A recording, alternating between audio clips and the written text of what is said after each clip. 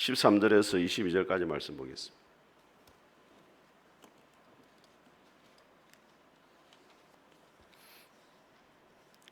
룻기 4장 13절에서 22절까지 말씀 보겠습니다.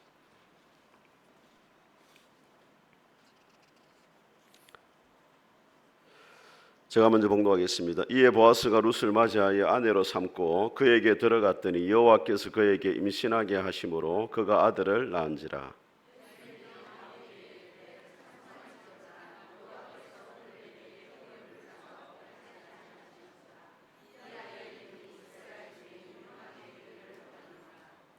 이는 내 생명의 회복자이며 내 노년의 복량자라. 곧 너를 사랑하며 7 아들보다 귀한 내 며느리가 낳은 자로다 하니라. 그의 이웃 여인들이 그에게 이름을 지어주되 나오미에게 아들이 태어났다 하여 그의 이름을 오벳이라 하였는데 그는 다윗의 아버지인 이새의 아버지였더라.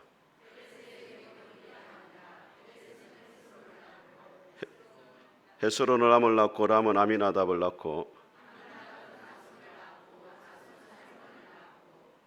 살몬은 보아스를 낳았고 보아스는 오벳을 낳았고. 아멘. 오늘 이 본문의 말씀을 가지고 하나님 이야기는 끝이 좋다, 이런 제목으로 하나님 말씀을 선포하겠습니다. 우리 앞뒤자 인사하겠습니다. 잘 오셨습니다. 은혜 받으시기 바랍니다. 한 주간 평안하셨습니까? 오늘도 하나님 우리 아버지와 주 예수 그리스도로부터 은혜와 평강이 여러분 가운데 함께할 수 있기를 주님의 이름으로 축복합니다. 목회를 하다 보면은 이 목사들이 가끔씩 실수를 할 때가 있습니다. 특별히 새벽기도 때 실수를 많이 해요. 급하게 확 일어나서 오다 보니까 어떤 분은 뭐 와이셔츠는 안 하고 넥타이만 메고 이렇게 오시는 분도 있고, 어떤 분은 위에 옷을 입었는데 밑에 옷을 안 입고 오시는 분도 있고, 그런 경우 가끔 있어요. 어떤 목사님이 아침에 급하게 장례식을 치르게 되어지고 오후에는 또 결혼식이 있었습니다. 너무 피곤해가 결혼식장에 잠시 앉아 있었는데 결혼식 시작을 알리는 소리가 들렸어요. 그래서 이제 강단에 와가지고 결혼식 시작을 알렸습니다. 지금부터 김모모 군과 박모모 양의 결혼식이 있겠습니다. 이래야 되는데 장례식을 갔다 와놓으니까 고 김모 군과 고 박모 양의 결혼식 있겠습니다. 그렇게 했어요. 그래서 이제 예식장이 난리가 났어요. 웃고 막 이랬는데 목사님이 지혜롭게 잘 마무리했습니다. 성공적인 결혼생활이 되기 위해서는 내가 먼저 죽어야 됩니다. 신랑이 죽고 아내가 죽어야 성공적인 결혼생활이 될 수 있습니다. 그렇게 마무리를 잘 했어요. 오늘 이 룻기의 말씀이 1장은 장례식으로 시작됩니다. 나오미가 하나님을 떠나서 모압으로 갔을 때 남편이 죽고 두 아들이 죽어요. 근데 4장으로 넘어오면은 나오미의 며느리인 이 룻이 결혼식 하는 것으로 끝이 나요. 여러분, 하나님의 이야기는 언제나 끝이 좋은 줄 믿습니다. 요셉의 삶을 보게 되어지면 처음 요셉의 삶의 시작은 애굽의 노예로 팔려가는 것이 시작됩니다. 근데 마무리는 어떻게 되느냐? 요셉이 애굽에서 총리가 되는 것으로 끝이 나요. 모세의 삶을 시작을 보게 되어지면 나일강에 모세가 버려지는 것으로 시작이 됩니다. 근데 나중은 어떻게 되느냐? 애굽에서 이스라엘 백성들을 인도해내는 이스라엘 민족의 지도자가 되어지는 것으로 모세의 인생이 끝나는 것을 보게 되어집니다. 여러분, 성경도 마찬가지예요. 성경의 처음 시작인 창세기에는 아담과 하와가 범죄함으로 에덴 동산을 잃어버리는 것으로 시작이 돼요. 근데 요한계시록 마지막은 새하늘과 새 땅에서 에덴 동산을 회복하는 것으로 마무리가 되어집니다. 시편 30편 기자가 말합니다. 주께서 나의 슬픔을 변하여 춤이 되게 하시고 나의 베옷을 벗기시고 기쁨으로 띠띠우셨나이다. 우리 하나님은 우리의 슬픔이 변하여 춤이 되게 하시고 근심이 변하여 찬송이 되게 하시는 역전의 하나님이신 줄 믿습니다. 저는 우리 푸른숲교회 모든 성도들이 그 하나님 믿고 신뢰함으로 삶이 어렵고 힘들어도 나의 인생이 장례식 같다 할지라도 하나님이 언젠가는 결혼식같이 아름답게 내 인생을 끝나게 하실 것이다, 그런 믿음을 가질 수 있기를 주님의 이름으로 축복합니다. 오늘 본문의 말씀을 통해 우리가 어떻게 하면 끝이 아름다운 삶을 살아갈 수 있는지 하나님의 음성을 듣도록 하겠습니다. 첫 번째로 끝이 아름다운 삶이 되기 위해서는 하나님의 은혜를 잊어버리지 말아야 됩니다. 우리 13절을 같이 한번 읽어보겠습니다. 시작. 이에 보아스가 룻을 맞이하여 아내로 삼고 그에게 들어갔더니 여호와께서 그에게 임신하게 하심으로 그가 아들을 낳은지라. 자, 룻기를 마무리하는 이제 시점에 왔습니다. 근데 시작이 뭐로 시작됐냐면 이해라는 말로 시작됩니다. 이렇게 해서 이런 말이에요. 그동안 보아스와 룻이 결혼하는 과정 속에 여러 가지 사건들이 있었어요. 모압 땅에서 룻이 남편을 만났지만 남편이 일찍 죽게 되어집니다. 그러니까 눈물의 시간을 보냈어요. 또 시어머니를 따라서 베들레헴으로 돌아왔지만 하루하루 살아가는 것이 너무 힘이 들었습니다. 남의 밭에 가서 이삭을 주어야만 됐습니다. 보아스를 만났지만은 보아스에게 청혼하기 위해서 여러 가지 부담을 가지고 장막 안으로 들어갔습니다. 보아스가 허락을 했지만은 가장 또 가까운 사람의 의향을 물어봐야 되기 때문에 또 시간을 기다려야만 했습니다. 여러 가지 시간들이 있었지만은 결과적으로는 룻기의 마지막이 무엇으로 끝나느냐? 해피엔딩으로 끝이 나더라. 이것을 보여주는 거예요. 그 어떻게 하면은 룻기가 이렇게 아름답게 마무리가 되어질 수 있었느냐? 오늘 말씀해 보니까 보아스가 룻을 아내로 맞이하였고 룻에게 임신을 하게 하신 분이 누구라고 말하고 있습니까? 하나님이 임신하게 하셨다. 그렇게 말해요. 이것은 보아스와 룻이 만나고 룻이 임신을 하고 아들을 낳는 모든 과정 속에서 하나님이 함께 하셨다. 이것을 보여주는 거예요. 여러분, 우리는 그냥 성경의 이야기니까 쉽게 넘어가지만은 보아스와 룻이 결혼한다는 것은 그 당시로 말하면 하나의 큰 사건이었습니다. 이스라엘 백성들이 과거에 애굽에서 나와서 광야 생활할 때 모압 평지라는 곳에 진을 쳤어요. 그때 모압 왕 발락이 거짓 선지자인 발람을 불러가지고 이스라엘을 저주하게 합니다. 발람의 이름 뜻이 뭐냐면 멸망시키는 자라는 뜻이에요. 이 발락 왕이 발람의 저주를 통해 이스라엘을 멸망시키려고 했어요. 근데 하나님이 그 저주를 축복으로 바꾸었습니다. 이스라엘 백성들 역사 가운데 모압 사람 하면 이스라엘과 원수입니다. 원수. 상종을 안 해요. 그런데 룻이 누구냐? 그 모압 여자예요. 보아스는 이스라엘 백성 가운데 가장 존경받는 사람입니다. 원수인 나라의 여자를 가장 존경받는 사람이 사랑하고 결혼을 한 거예요. 이것이 하나의 사건이라는 겁니다. 그런데 여러분, 보아스가 룻을 만난 것보다 더 놀라운 사랑의 이야기가 바로 예수님이 죄인된 저와 여러분을 사랑하시고 주님의 신부로 맞아주신 겁니다. 로마서 5장은 말씀합니다. 우리가 아직 죄인 되었을 때 그리스도께서 우리를 위하여 죽으심으로 하나님께서 우리에 대한 자기의 사랑을 확정하셨다. 그렇게 말해요. 로마서 5장 10절은 뭐라 말하냐? 우리가 아직 원수 되었을 때 그의 아들의 죽으심으로 말미암아 우리가 하나님과 화목하게 되어졌다. 우리는 하나님 편에 볼 때는 죄인이었고 원수였는데 하나님이 그런 우리를 사랑해가지고 예수님의 신부로 맞아주신 거예요. 오늘 보아스와 룻의 사랑의 이야기는 단순히 남녀간의 사랑 이야기를 말하는 것이 아니고 하나님이 얼마나 놀랍게 우리를 사랑하셨는가를 보여주는 것입니다. 여러분, 제가 제 인생을 한번 돌아보면은 참 예수님 믿기에는 도무지 가능성이 없는 집에서 태어났잖아요. 저희 아버지는 종갓집 맏아들이 돼가지고 1년에도 뭐 여러 번 제사를 드리는 그런 가정이었어요. 또 저희 아버지는 제사를 또 드리기도 했지만 또 뭘 했냐면 항상 연초가 되면 토정비계를 받습니다. 토정비를 붉은 책을 항상 사와서 자동차에 가가지고 그 육갑을 짚었습니다. 육갑. 육갑이 뭐냐면 육갑 뜬다 이게 아니고 이 육갑이라는 것은 이 생년월일을 통해 가지고 그 해의 생사화복을 예측하는 겁니다. 아버지가 토정비계를 사와 가지고 지으면서 저보고 그랬어요. 선아, 여름에 물을 조심하고 겨울에 불을 조심해. 그래. 심지어 우리 아버지는 어떤 분이었냐면 집에 키우던 개가 어느 날 집에 안 들어와요. 밤이 됐는데. 근데 우는 소리가 들어요. 산에서. 저희 산이 한 30분 올라가야 되거든요. 엄청 우는 거예요. 예측하기로 분명히 덫에 걸린 거예요. 근데 이 개가 어떤 개냐면은 어릴 때 저희 누님이 억지로 시킨다고 벼룩이 입고 하니까 웅덩이에 넣으니까 애들이 개가 그 다음은 사람 옆에 안 와요. 그래가지고 이 개를 찾으려고 아버지하고 또 혼자 가면 될 건데 어린 애를 또 데리고 초등학교 데리고 산에 30분 올라가요. 가면은 또 개가 안 울어요. 가면 또 내려와요. 또 내려오면 또 울어요. 가면 또 올라가요. 아버지 육갑을 지었습니다. 오늘은 개를 못 찾는 날이다. 그렇게 했어요. 저희 어머니는 4월 초파일이 되면은 쌀을 가리고 이렇게 콩을 가려요. 상위에 쌀을 펼쳐놔요. 그래가지고 한 톨 가려 좋은 것만 막 가려가지고 4월 초팔 되면은 절에 가지고 가고 뭐 그런 분이었어요. 도무지 예수님이 단계가 아니었는데 저희 마을에 교회가 있었습니다. 어느 날 마을 회관 앞에 놀고 여선생님 불렀어요. 영선아 교회를 가자. 그 여선생님 예뻤습니다. 그래가지고 지금도 그분 알고 있죠. 그래서 그 이분이 초청했어요. 고등학생. 그때 알고 보니 그분이 고등학생이었어요. 그래 초청을 한 거예요. 그래 그때부터 교회를 가기 시작했어요. 초등학교 4학년 때부터인가. 근데 여러분 그때부터 하나님이 믿어지기 시작했어요. 하나님이 믿어지니까 한 번도 교회를 떠나지 않았습니다. 목사님이 설교 시간에 그런 말 하시더라고. 어떤 학생이 있었는데 학교를 오가면서 교회를 들러서 기도했더니 성적이 많이 올랐다. 공부도 잘하고 싶어가지고 학교 왔다 갔다 하면서 교회 들러가 기도도 하고 막 그랬어요. 한 번은 이제 교회를 떠날 수 있는 위기가 있었는데 고등학교를 제가 부산으로 전학을 왔습니다. 금성고등학교로. 교회를 못 정했어요.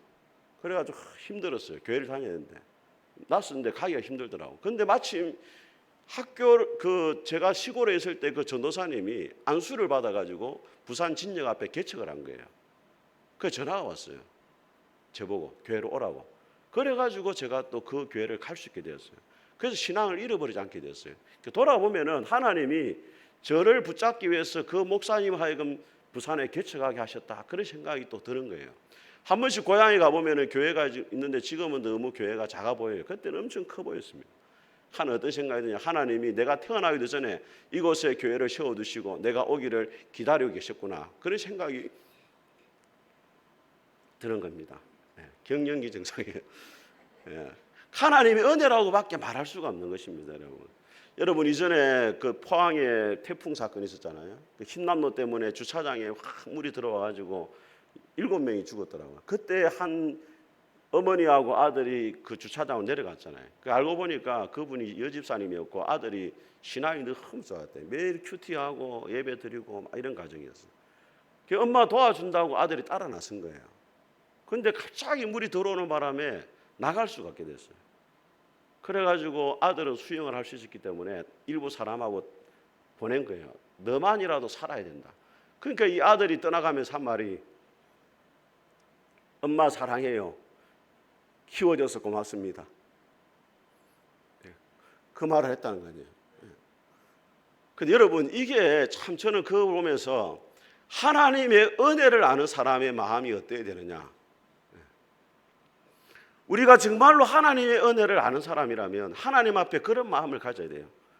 하나님 정말 감사합니다.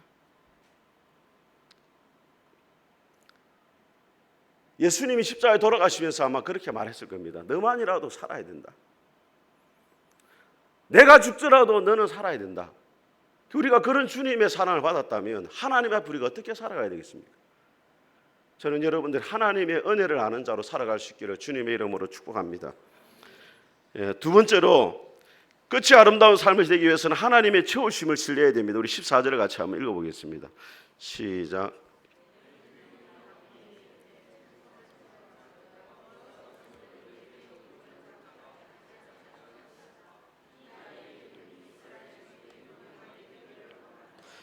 자, 여러분 룻기에 보면은 두 찬양대가 나오는데 한 찬양대는 남성 찬양대입니다. 보아스가 헌신하는 것을 보고서 나오미의 가정에 기업 물을 자로 헌신함을 보면서 남성들이 찬양을 해요. 네 집에 들어가는 여인이 복되기를 원하고 네가 유명한 자가 되기를 원한다. 그 또 다른 찬양대가 오늘 여성 찬양대입니다. 여성 찬양대는 나오미의 모습을 보면서 하나님이 일하심을 높이고 찬양을 합니다. 여러분 나오미가 처음에 베들레헴에 돌아왔을 때만 해도 여자들이 부러워하는 사람이 아무도 없었어요. 나오미가 돌아왔을 때 사람들이 뭐라고 했냐면 이가 나오미가 아니냐. 나오미 이름 뜻이 뭡니까? 기쁨이란 뜻이에요. 네 이름이 기쁨이 아니냐. 그런데 어떻게 다 이렇게 몰골이 흉측하게 되었느냐. 조롱하듯이 말했습니다. 그게 나오미가 뭐라 말하냐면 나를 나오미랑 하지 말고 뭐라고 하라 했습니까? 말하라 하라. 고통이라는 게. 내가 풍족하게 나갔지만은 하나님이 나를 치심으로 내가 빈손으로 돌아오게 되어졌다. 그렇게 하겠어요. 아무도 나오미를 부러워하지 않았는데 하나님이 나오미의 삶에 간섭하기 시작하고 나오미의 삶에 기업 물을 자가 나타나고 아들이 태어나 보면서 여인들이 하나님을 찬송하게 되어집니다. 여러분 어떻게 해서 통함과 눈물의 삶을 살았던 나오미의 인생이 기쁨과 소망이 넘치는 삶으로 변화가 되어졌습니까? 나오미가 하나님 앞에 돌아왔기 때문에 그래요. 하나님 앞에 돌아올 때는 빈손으로 돌아왔지만 하나님이 나오미의 빈손을 풍족하게 채워주셨습니다. 여러분 무엇으로 채워주셨느냐? 첫 번째 채워준 것은 며느리 룻입니다. 15절을 같이 한번 읽어보겠습니다. 시작. 이는 내 생명의 회복자이시며 내 노년의 복량자라. 곧 너를 사랑하며 7 아들보다 귀한 내 며느리가 낳은 자로다 하니라. 여러분, 고대 사회는 여자들은 숫자에 치질 않았어요. 그 오늘 여인들인 나오미에게 뭐라 말합니까? 네 며느리는 7명의 아들보다 귀하다는 거예요. 여러분, 7이라는 숫자는 완전 수입니다. 그러니까 7명의 아들보다 귀하다는 말은 온 세상의 아들을 다 모아도 며느리 룻 한 사람만 못하다는 거예요. 왜? 며느리 룻 때문에 결과적으로 그 가정이 다시 일어나게 되어졌잖아요. 대가 이어지게 되어지고 잃어버렸던 모든 기업을 되찾았어요. 여러분, 나오미가 처음에 베들레헴에 돌아올 때만 해도 뭐라 말했냐면 곁에 룻이 있는데도 나는 빈손으로 돌아왔다 했어요. 그 알고 보니까 하나님이 나오미에게 최고의 선물인 룻을 곁에 두셨던 겁니다. 여러분이 아들을 위해 기도할 때 룻과 같은 며느리가 들어오도록 기도해요. 7명의 아들보다 더 귀한 며느리가 들어오도록. 그 다음에 또 하나님이 나오미의 빈손에 들려준 선물이 뭐냐면 오벳이라는 손자입니다. 우리 15절을 다시 한번 읽어보겠습니다. 시작. 이는 내 생명의 회복자이시며 내 노년의 복량자라. 곧 너를 사랑하며 7 아들보다 귀한 내 며느리가 낳은 자로다. 여러분, 오벳을 뭐라면 네 생명의 회복자다 이렇게 말해요. 생명의 회복자란 말은 뭐냐면 네 인생을 살맛나게 만들어준 아이가 태어났다. 그렇게. 여러분, 나오미가 남편과 2 아들을 잃었을 때 마음이 어땠겠습니까? 노후 목사님은 그렇게 표현하더라고요. 나오미의 집에는 축담에 고무신 3켤레밖에 안 남아있다. 여자 고무신 3켤레가 다 남아있는. 얼마나 마음이 아팠겠어요. 상실감이 컸겠습니까? 근데 아들보다 귀한 손자가 딱 태어난 거예요. 얼마나 마음이 즐거웠겠어요. 2 아들을 잃은 아픔과 상처가 다 치유가 되는 겁니다. 빈손으로 돌아왔지만 하나님께서 다시금 아들과 같은 손자를 허락하신 거예요. 저희 집이 8남매잖아요. 8남매를 놓은 그 가정이 있습니다. 저희 어머니가 종갓집 맏며느리 우리 아버지 얼굴도 모르고 시집을 왔어요. 여러분, 뭐 부부가 성격이 안 맞는다. 원래 안 맞는 겁니다. 얼굴도 모르고 결혼해도 평생 살아요. 얼굴도 모르고 결혼해도. 그 우리 할머니가 아들만 안 기다렸겠습니까? 첫째도 딸을 낳았어요. 영이 놓고, 둘째 영순이 놓고, 셋째도 영미 놓고 선수 교체될 뻔했어요. 그래도 아버지가 한 번만 참아주라 해가지고 그 다음에 태어난 아들이 그 아들이 태어났죠. 큰 아들이 딸 3명 놓고 아들 태어났어요. 이제 종갓집에 맥을 이을 수 있는 아들이 태어난 거예요. 얼마나 기분이 좋았는지. 제 어릴 때 우리 형님을 사람들이 이름이 도령하더라고. 우리 형님 이름이 김도령인 줄 알았어요. 알고 보니까 할머니가 너무 귀해가 아들을 도련님 이게 도령이가 된 거예요. 원래 이름은 김봉학입니다. 근데 도령님. 예. 지금 청학동 한우촌 고깃집 하고 있는 형님이 그 귀한 아들이에요. 예. 그 이후로 또 이제 영진이가 태어나고 그 다음에 이제 그럼 몇입니까? 3대2잖아요. 그게 3대이니까 균형을 맞추려고 낳았는데 쌍둥이가 태어나 버렸어요. 그래가지고 4대3이 됐었네. 그래가 제가 태어났잖아요. 4대4. 우리 큰형님이 태어났을 때 얼마나 우리 할아버지가 좋아했겠습니까? 그거하고 비교가 안 되는 거예요. 여기는 남편도 죽고 2 아들도 죽었잖아요. 근데 손자가 태어난 거예요. 우리 하나님이 어떤 분이냐? 우리의 빈손을 풍족하게 채워주시는 분인 줄 믿습니다. 빌보서 4장은 말씀합니다. 나의 하나님이 그리스도 예수 안에서 영광 가운데 풍성한 대로 너희 모든 쓸 것을 채워줄 것이다. 우리가 하나님을 믿는다는 것은 하나님의 채우심을 신뢰해야 돼요. 여러분의 필요를 하나님이 반드시 채워주시는 줄 믿습니다. 예. 우리가 살아가면서 제일 많이 하는 걱정이 무슨 걱정입니까? 돈 걱정 아닙니까? 얼굴은 또 은혜롭게 해가지고 뭐 믿음 뭐 아는 것처럼 목사도 돈 걱정이 많이 하더라고. 돈 걱정에 잘 올 사람 누가 있습니까? 한 사람이 친구한테 말해, 친구야 평생 돈 걱정 안 하고 살고 싶다. 그 친구가 말했습니다. 돈은 잘 있으니까 네 걱정이나 해라. 그렇게 이야기했어요. 유기성 목사님이 재정 하나님의 채우심이라는 설교를 했는데 그 지면으로 제가 읽어보았습니다. 유기성 목사님도 교회를 다니면서 때 교회가 재정적으로 많이 어려웠거든요. 읽어보니까 예수님을 잘 믿는다 해가지고 풍족하게 사는 것도 아니고 또 안 믿는다 해가지고 풍족하지 않은 것도 아니라는 거예요. 우리가 예수님 잘 믿는다 하나님 무조건 풍족한 삶을 허락하지 않는다는 거예요. 왜? 풍요로움이라는 것이 때로는 복이 되지만 때로는 화가 될 수 있기 때문에 하나님은 반드시 연단의 과정을 통해 가지고 하나님이 풍요를 주신다는 거예요. 그럼 이 세 가지 연단을 거쳐야 된다는 거예요. 첫째는 뭐냐면 탐심을 버려야 된다는 거예요. 골로새서 1장에 보면은 탐심은 우상 숭배라 되어 있고 디모데전서 6장에 보면은 돈을 사랑함이 일만하게 뿌리라 되어 있습니다. 돈 자체가 악한 게 아닌데 하나님보다 돈을 사랑하는 것이 악이 된다는 거예요. 그러니까 탐심을 버려야만이 하나님의 풍족함과 채우심을 얻을 수 있다는 거예요. 두 번째는 뭐냐면 염려를 하지 말아야 된다는 거예요. 여러분 고아와 아이가 있는 아버지의 차이가 뭡니까? 고아는 내일 먹을 것을 염려해야 돼요. 아이가 있는 아버지가 있는 아이는 걱정할 필요가 없습니다. 아버지가 다 채워주기 때문에. 근데 우리가 하나님을 믿는다고 하면서 염려한다는 것은 하나님을 하나님으로 인정하지 않는 것이 된다는 거예요. 그래서 두 번째 연단은 뭐라고요? 염려하지 말아야 된다는 거예요. 세 번째는 뭐냐면 주는 자가 되어야 된다는 거예요. 잠언 19장이 뭐라고 말하냐면 가난한 자를 불쌍하게 여기는 것은 하나님께 구워주는 것이다 되어 있습니다. 가난한 자를 도와주는 것은 하나님을 빚지게 만든다는 거예요. 그럼 주면은 하나님이 반드시 뭐 한다는 겁니까? 채워주신다는 거예요. 누가복음 6장에 뭐라 말하면 주라 그리하면 흔들어 넘치도록 채워줄 것이다.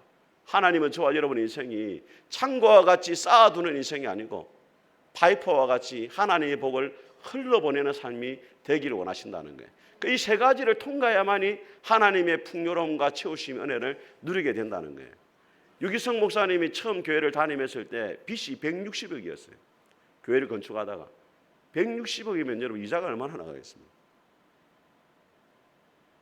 그런데 일본에 있는 형제를 맺은 교회에서 5억을 또 도와달라는 거예요. 160억에다 또 5억을 더 대출을 했어요. 이 목사님이 재정적 어려움이 찾아올 때마다 항상 점검하는 게 그것입니다. 내가 진짜 예수님을 믿는가? 이걸 점검한다는 거예요. 예수님 진짜 믿고 있느냐? 두 번째, 예수님을 믿는 사람 우리가 어떻게 해야 되겠는가? 이걸 항상 고민한다는 거예요. 저희 교회도 재정적인 어려움이 있을 때가 있었어요. 코로나 오기 전에. 이 교회를 구입하고 1억 5천 잔금이 남았고 한 해에는 잘 상환했고 두 번째는 좀 힘들었지만 우리 성도들이 헌신을 해가지고 상환을 했고 세 번째 5천만 원이 남아 있었는데 코로나가 온 거예요.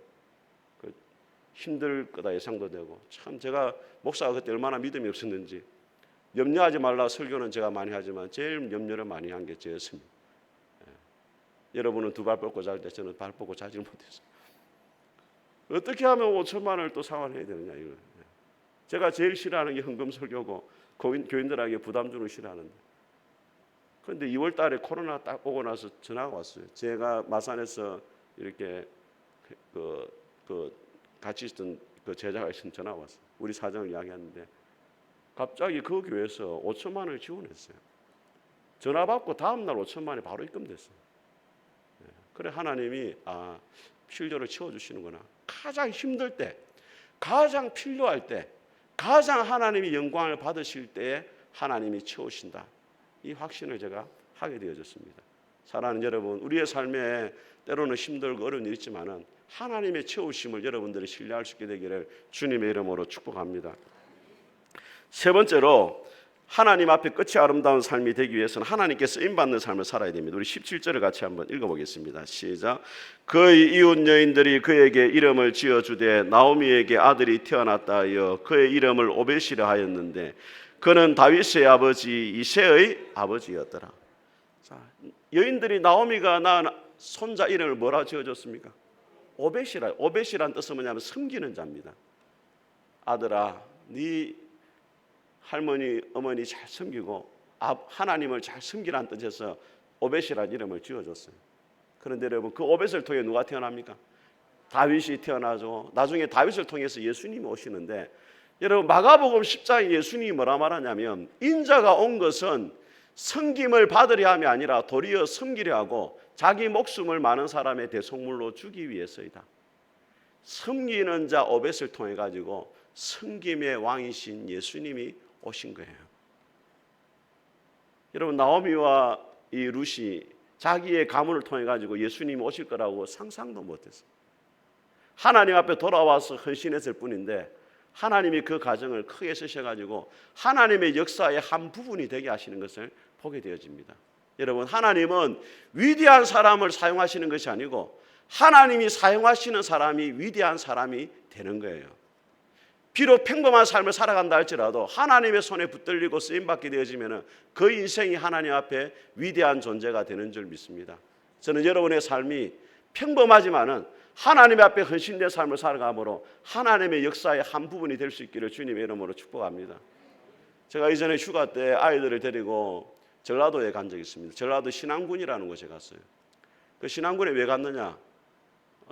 그 신안군에 그 순교자가 있습니다. 그 신안군에는 정도라는 섬이 있어요. 정도라는 섬은 한 1600명, 700명 정도 인구가 사는데 90%가 예수님 믿는 사람입니다. 그 섬이. 그 섬은 뭐냐면 금년의 섬이에요. 천사의 섬이라고 하도 금년의 섬입니다. 도로 앞에 가면은 어떤 상이 세워지냐면 그 개가 집게에다가 담배를 이렇게 딱 담배를 끊어라. 여기는 담배 못 먹는다. 이게 딱 그 조형물이 있어요. 근데 이 정도라는 섬이 어떻게 해서 이렇게 복음화가 되어서 90%가 예수님 믿느냐? 주말 되면 다 가게를 닫아요. 교회 갈 준비를 하거든요. 목회자가 들어온 것도 아니고 선교사님이 그 지역에 들어온 게 아니에요. 문중경이라고 하는 여 전도자가 와가지고 그 마을 전체를 다 복음시킨 신안군에 100개의 교회를 지었어요. 문중경 전도사님이. 이분이 1891년에 신안 앞바다에 태어났는데 총명했는데 아버지가 여자라고 공부를 안 시켰어요. 17살 때 시집을 갔습니다. 시집을 갔는데 남편은 이 첫날 밤에 버리고 도망을 가버렸어요. 그런데 나중에 첩을 데리고 갔어요. 남편이 만삭이 된 첩을. 그런데 이 문중경 전사님 얼마나 착했는지 첩이 아들을 잘 놓을 수 있도록 방에 불을 넣어주고 막 그렇게 했어요. 그래가지고 20년 동안 생가부로 지냈습니다. 남편이 있지만 남편이 없는 거 똑같아요. 시아버지가 다행히도 며느리를 너무 사랑해가지고 그를 가르쳐줬어요. 그래 아버지가 돌아가시고 난 다음에 목포로 나갑니다. 목포로 갔는데 거기서 전도자를 만나게 되었어요. 전도를 잘 만나 예수님 믿게 되어지고 이성봉 목사님 집회에 참여를 해요. 큰 은혜를 받고 하나님을 위해 살겠다고 결심을 하고 경성에 있는 성서학원에 등록을 해가지고 신학 공부를 해요. 공부를 하는 가운데 방학이 되면은 이 정도로 내려와요. 내려와가지고 나룻배를 타고 다니면서 복음을 전했는데 얼마나 열심히 전도를 했는지 1년에 고무신이 9켤레가 없어져 달아 정도로. 학교를 다닐 때 6개의 교회를 개척했다는 거예요. 그 정도 열심히였어요. 그래서 제가 그때 아직까지 살아있는 사람들이 있어요. 그때 전도 받은 사람 중에 그분들의 간증을 들어보니까 그때는 집회 장소가 없으니까 마당을 빌려가지고 집회를 하는데 얼마나 재미있게 설교를 하는지 막 배꼽을 잡았다는 거예요. 문중에 설교를 하면 찬송도 얼마나 잘 부르는지 그분 말로는 미쳐버린 사람들이 미쳐버린다는 거예요. 감동을 받는다는 거예요. 무슨 노래를 불렀느냐? 허사가라는 노래를 불렀대요. 세상만사 살피니 참헛되구나. 부귀공명 장수는 무엇하리요? 고대강실 높은지 문전옥답도 우리 한번 죽으면 일창의 춘모. 황한소년 미인들아 자랑치 말고 영호가 열사들아 뽐내지 마라. 유수 같은 세월은 널제족하고 저정막한 공동묘지 널기 다린다 이랬어요. 그냥 찾아보면 유튜브에 한번 찾아보면 허사가라는 노래가 있습니다. 헛되다는 거예요. 그래서 예수님을 믿고 천국을 가야 된다 이런 노래를 부르면 애들이 막 예수님 믿는 거예요. 이 문중경 전도사님의 제자 중에 한 사람이 누구냐면 김중곤 목사님입니다. 한국의 CCC 총재였던 김중곤 목사님이 문중경 전도사님의 복음을 듣고 예수님 믿은 거예요. 이만신 성결교회의 총회장도 예수님 믿은 거예요. 여러 사람 제자가 많습니다. 우리 한국 교회의 지도자들이 많이 일어났어요.